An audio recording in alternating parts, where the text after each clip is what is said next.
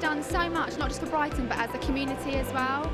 Yeah, for me, he was always just a cut above in terms of his skills and his touch. He took us to the promised land. You can't ignore that. How does he weigh up playing in the Premier League, and he's still at the club now, and looking after a family at the same time? I admire him. The longevity, he's played at such a high level for such a long time. He inspires young players, he's just such a good role model. He's been on the team for ages and he was a really good captain. He knew how to command the team. He's an absolute legend. He's an inspiration. His dedication, his professionalism, he's unbelievable.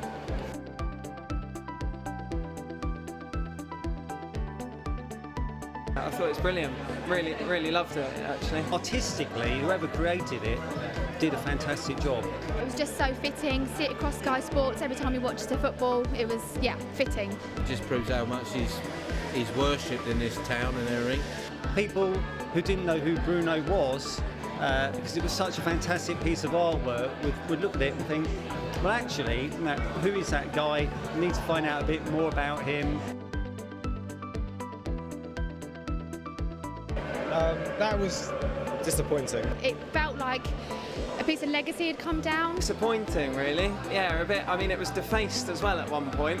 I thought the mural was absolutely fantastic, and I was so heartbroken when it got vandalised and then it got taken down. It's such a shame because he's such an important part of the community, I think. We definitely need a new one, without a doubt. We definitely need it. Bruno needs to go back up on that wall. I think that we could do with another mural. I think it's more than Bruno. I think, that was a unit and a team that we had that brought us up to the Premier League. We should put it back. Put El Capitan back.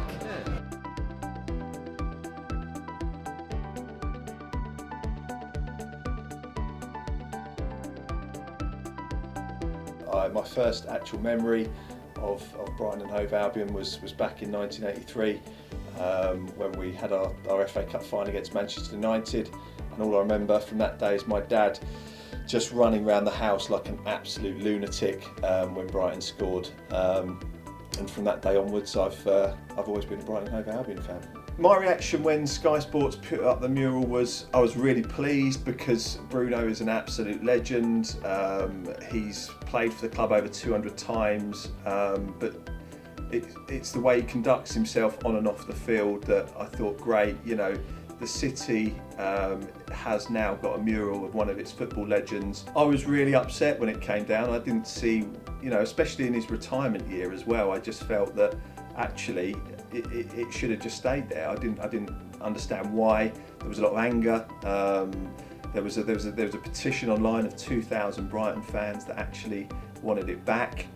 This is definitely my way of giving something back to the city. I've owned that building 5 years. I've always wanted to do something with that wall, and I just, having seen how upset the fans were when it went down, I feel this is the least I can do. I've got an opportunity to give the fans something back, and the city needs to do more to honour those Brighton and Hove Albion legends.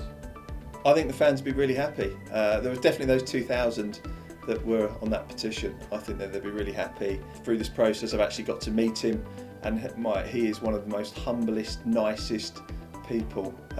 We just spoke about football for about an hour. He's put everything into the club, and a lot of other football clubs honour their legends, and I know that we've got the Legends Wall at the Amex, but in the city centre there's nothing, so I feel this is the least we can do for Bruno.